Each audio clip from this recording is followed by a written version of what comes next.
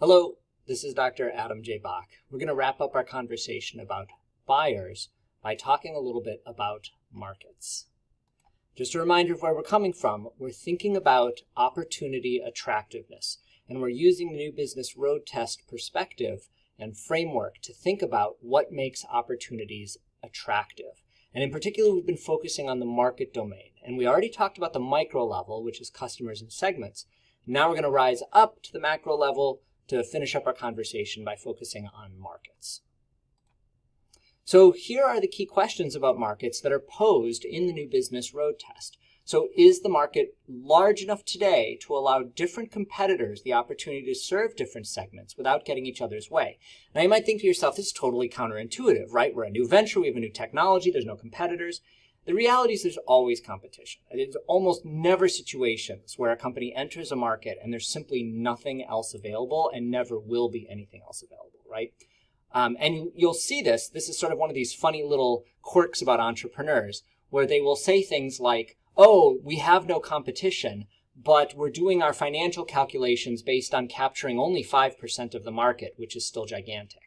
And if you think about that, you realize there's a perfect opportunity for investors to say, your technology is as amazing as you say it is, yet you're only capturing 5% of the market. Why not 95%? And the answer is that entrepreneurs know deep in their hearts they're never going to capture 95% of the market. And so we need to recognize that in almost all situations, regardless of how big the market actually is, we're only going to capture a portion of it. And so we want to look for opportunities where the market's big enough that a number of different competitors can play effectively using different strategies and not get in each other's way and generate a hugely rivalrous price competitive situation if possible. We want to think about the predictions for short-term growth rate. This is kind of what we talked about already, the idea that an attractive market is big and growing. Now, calculating a growth rate is not always easy. Sometimes you can find some really good information out there, but projecting into the future is always a challenge. Your default, obviously, should be that the market will grow at whatever rate it's been growing at recently. But then you'll want to use some sort of analysis to think about what the trends are driving that growth rate. And that's what we're going to talk about a little bit in today's conversation as well. So just to reiterate, markets are attractive when they are big and growing, and or whenever possible, the macro level trends will support growth into the future. You can tackle a market that's non-existent right now or very, very small, so long as there's a really good indication that it's going to get very, very big. And that can be generated by any number of effects. That could be social, demographic, they could be industrial, they could be technological. A good example is something like stem cells. The original discovery of human stem cells that took place at the University of Wisconsin-Madison in the mid to late 1990s meant that prior to that there was no market for human stem cells. But once that had been established, we could anticipate that that market would eventually grow to be relatively large. And currently we believe it's roughly in the billions of dollars. But we have an expectation that it might be radically bigger than that if we can figure out ways to use stem cells for therapeutic purposes. So this question of trends is one of the most important ones, and we didn't really tackle it in detail in our prior conversation. This is a very common framework. It may be familiar to some of you already. It's often showed in many different ways. Sometimes it's just called PEST. Sometimes it's called PESTLE. Sometimes it's spelled a little bit differently depending on whether you're in the United States or the United Kingdom. But the basic idea is that there's a set of types of trends that suggest whether a market is likely to grow or shrink, and that we can generally categorize those as political, having to do with political processes like stability or corruption or tax policy, economic trends, things like interest rates, inflation, expectations about labor costs, social trends that are generally very large scale, things like population growth. So for example, in the United States, population growth right now is very low, closing in on zero, which has implications for things like markets for educational software, or age distribution or other factors, for example, around health of consumers, or workforce trends as we're seeing as a result of the pandemic right now. Technological trends, new technologies becoming old and obsolete, things like intellectual property, copyrights and patents, something that you're looking at right now as part of this course as well. legal trends or legal changes, changes in the legal framework or employment laws, consumer protection, or other aspects of the legal framework that could impact your venture. This was especially true, for example, in the rideshare industry, where Uber and Lyft entered into an industry for which the laws were not clear. And in fact, then laws have been adopted in different localities in different ways. And you can see fantastic examples of the disruption this can cause in cities like London, which initially announced that ride sharing was in fact not legal. And then things like environmental impact, and these could be more focused on ecological, especially as we think about climate disruption. And it could focus on the actual impacts of environmental factors, or just the policies around them, or changes in things like corporate social responsibility. If we understand these trends, we can think about whether a market is going to continue to grow, or whether it might stabilize, or whether it might ultimately shrink. And we want to take that into consideration when we think about whether a market is attractive or not. So a great example of that was Hero Honda. And yes, this was quite a while ago, but the team recognized that there was this very large population in India that had a substandard economic situation. Most earning was relatively low across a very wide section of that population. And so on the one hand, we might think, well, this is a group that has relatively limited buying power. But what Honda and the team recognized was it just meant they couldn't buy cars, but that there was an opportunity for a very low-priced scooter. And in this case, Honda didn't have something they were already trying to sell. They had the advantage of being able to look at the market opportunity first and then decide what they wanted to build. And so that's exactly what they did, both in the context of figuring out the product as well as the partner, the right partner group that would make sense in order to be successful when they entered the market. This is kind of an interesting thing to recognize because a significant number of entrepreneurs don't start with a problem. They start with a solution. I've come up with this innovation. Now, very often that innovation was driven by a problem they had. So one day they say, this was something I realized I wanted, and so I created this solution. Everybody else must want it as well. Or they look around and they say, oh, look at this emerging market space. People must want X, and so they build X. And then in these kinds of situations, you have to go and kind of figure out, do customers actually want to pay for X or not? Or did they want to buy Y instead? And you just didn't realize that the first time around.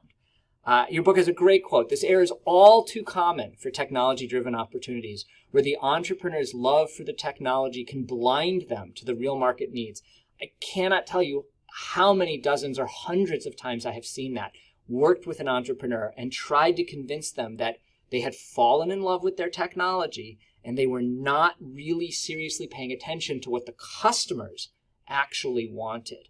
Those are very dangerous situations because the entrepreneur is likely to make a large investment of their time, emotions, money, maybe their career, going down an alleyway that actually has no outlet because it's been blocked in by what they want to accomplish personally, their love for the technology or the product that they've generated.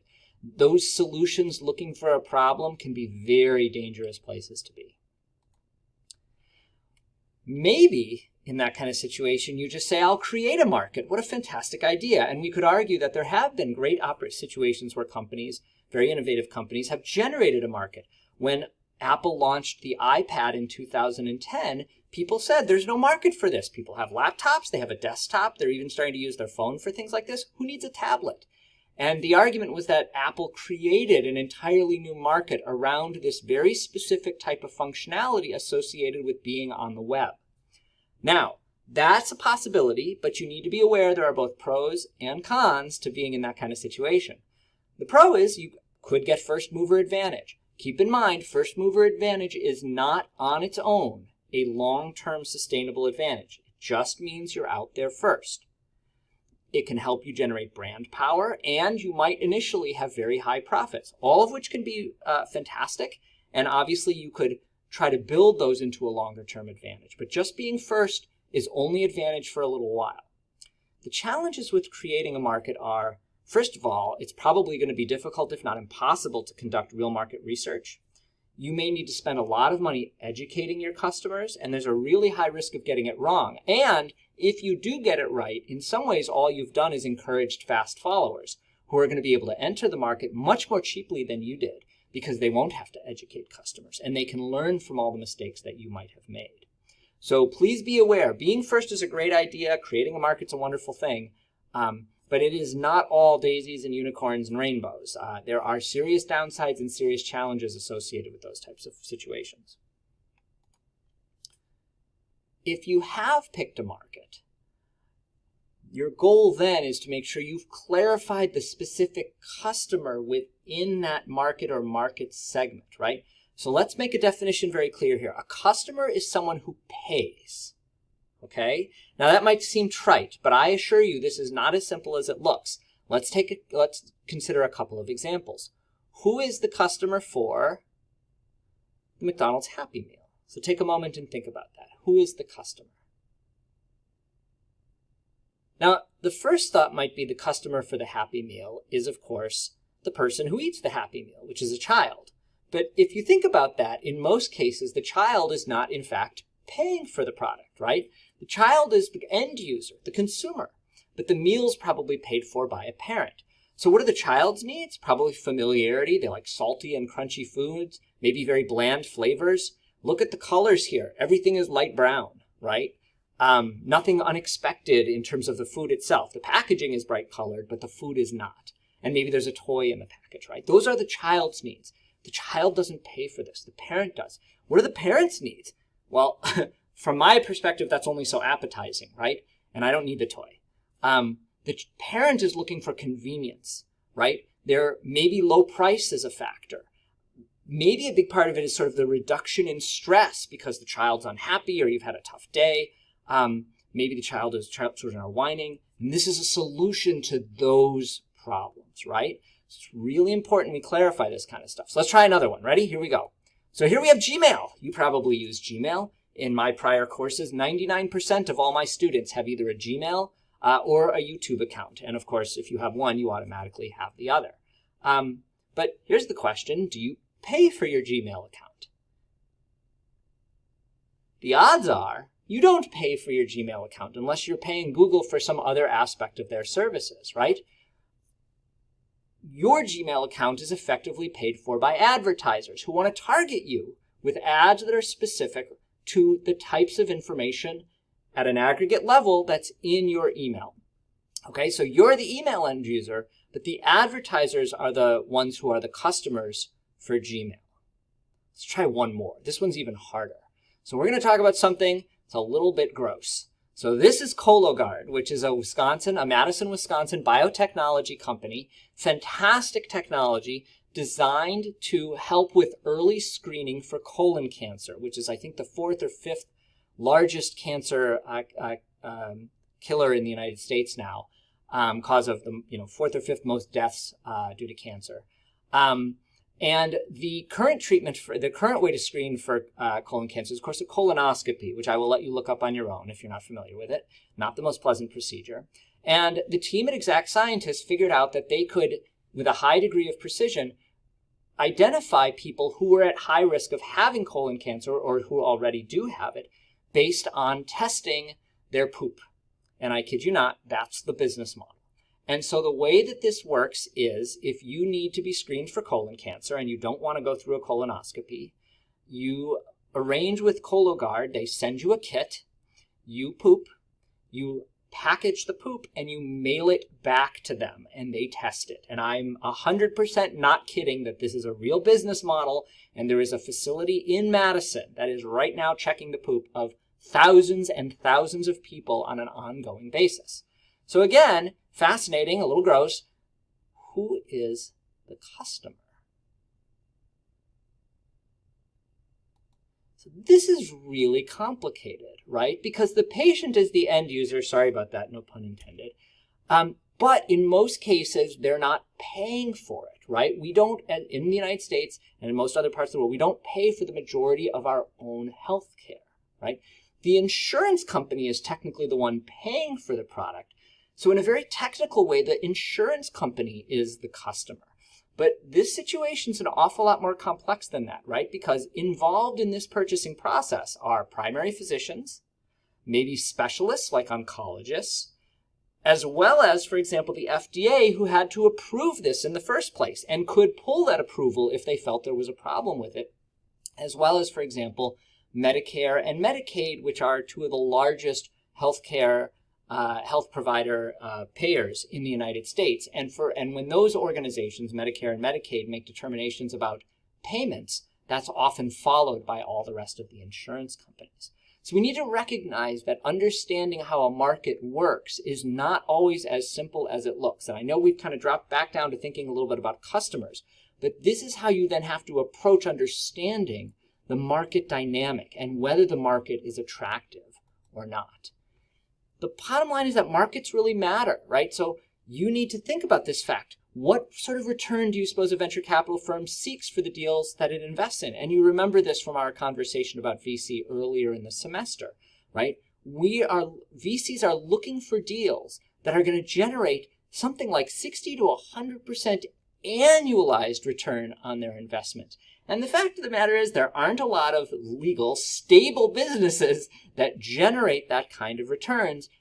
Put in $10, get out 6 within 12 months, year in and year out, right? And so the only way to go after deals like that is to go after markets that are really big, where there's a huge growth opportunity, and where possible, those markets are also growing really, really fast, because that means that that startup company is going to also be able to grow, if it's successful, really, really fast and generate the kinds of returns that the venture capitalists are looking for.